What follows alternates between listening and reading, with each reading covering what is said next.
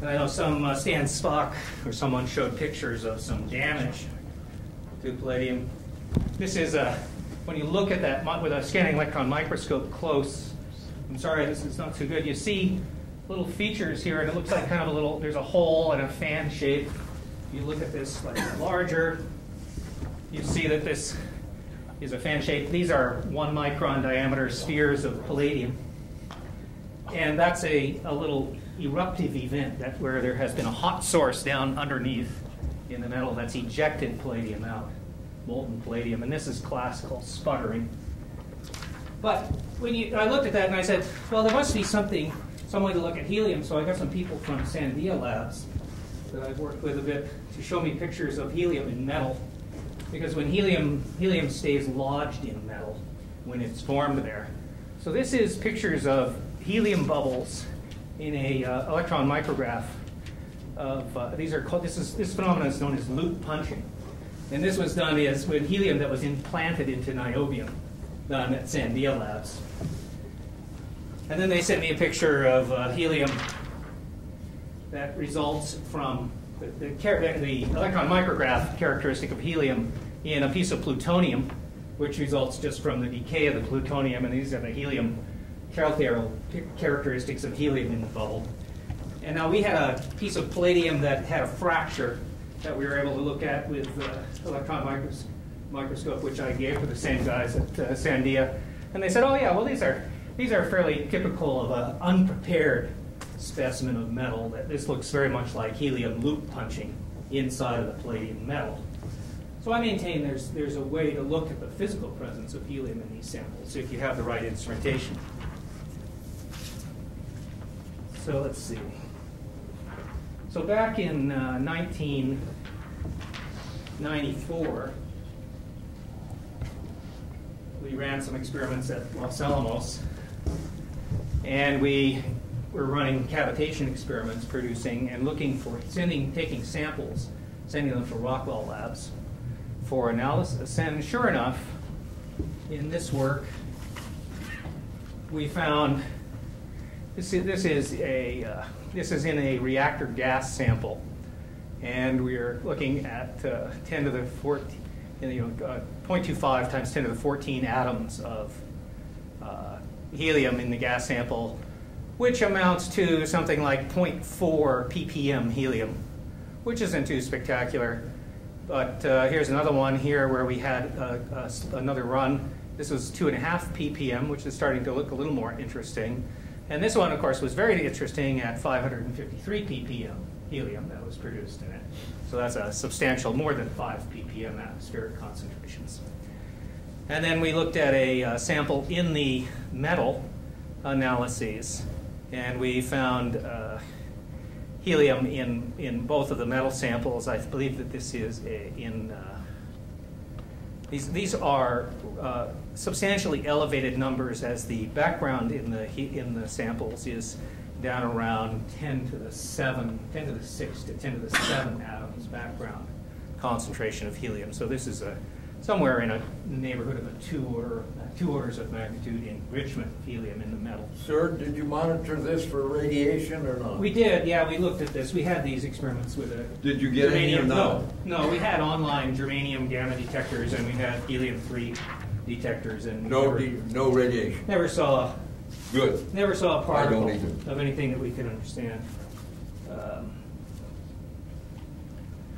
So subsequently to that work,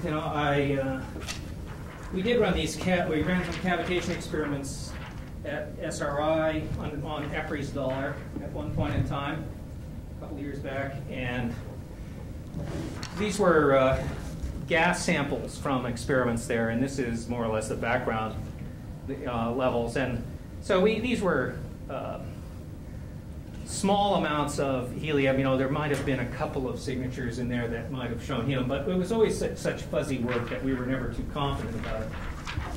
That was what led me more or less to set up and run the catalyst type experiment that we ran last year there, which Mike, I think, showed this plot earlier, or similar, the same data. And Ed Storm showed this plot. But this was a plot where, on the mass spec at SRI, we saw this steadily increasing helium over time, which I think is the first experiment that's been done in this field where a time-based determination of helium on an experiment. So that was, and it was, when you break the 5.2 ppm concentration of air, you figure you're home free on that. And Mike talked about the follow-up experiments on that. But that still wasn't good enough on this. So one of the things I did is I spent a lot of time trying to get a better helium mass spectrometer where we could actually look at helium-3, because the problem with helium measurements in this system is that since there's a lot of helium in the air, the skeptics have always maintained that the helium that we're seeing has to be a contaminant in the process. And one way to defeat that is we know that the ratio of helium-3 to helium-4 is about 1 part to 800,000. So that if we can get enough sensitivity to helium-3 and track helium-3 in these experiments, we may well be able to have a really definitive tool where we can, helium-4 is certainly the primary product, but what we can have is, to make it skeptic proof, we can look at the helium-3, helium-4 isotope ratio. And then it's very difficult for someone to argue that we're making helium-3 out of the air in our experiments, especially if the ratio changes from the natural ratio. So this is the general design of the magnetic sector mass spec that was really invented by a guy named Dr. Brian Clark at McMaster's University. And Brian is this instrument has been subsequently cloned, and there are about 6 of these in North America that have a sensitivity of around 1,000 atoms of helium-3 for samples. And they're primarily used for oceanographic and geophysical studies to look at the helium-3, helium-4 ratio to track. One of the things they do is they track the movement or the presence or absence of cosmic dust fall in different sediments in the rock, because cosmic dust comes down to Earth with a much higher concentration of helium-3 to helium-4 than on Earth. So it's been it's an extraordinary instrumentation. And to show you roughly what kind of resolution, this is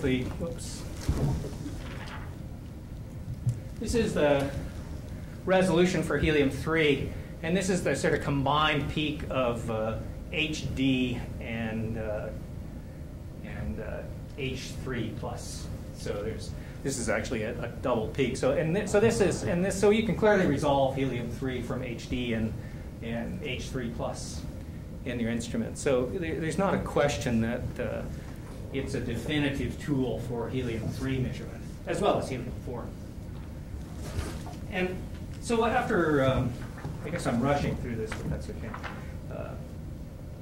When I was, after coming back from Arados and bringing back these samples, I gave some of those to Brian in December of '97, who said he'd get right to them. And just this summer, he finally got to them to do some analysis. Now, we're still working on this, but I thought I'd just show you, just to show you an example of what the data looks like that comes out of this. And if you see here, we're looking at helium-3 in units of thousands of atoms here. So we have very high sensitivity to helium-3. And in general, we weren't finding a lot of helium-3. And down here, we did find a large amount of helium-3. And there's another signature of helium-3 here. And we found some helium-4. So the tool is good enough to do the job for helium-3, helium-4 determinations. But we haven't done enough work on it yet, on this material yet, to make a definitive report on what we found. But we certainly found that in some of Arados material, we could find elevated helium-3 in a ratio that was, in the neighborhood of 1 to 1,000 instead of 1 to 1 million with helium-4, which strongly suggests you've got an issue with if you have such a ratio of helium-3 to helium-4, that says, well, it could be contamination, but it's not contamination that originated on the planet Earth. So since the experiments were done here, we think we're pretty safe to say that that was newly produced helium in the experiments.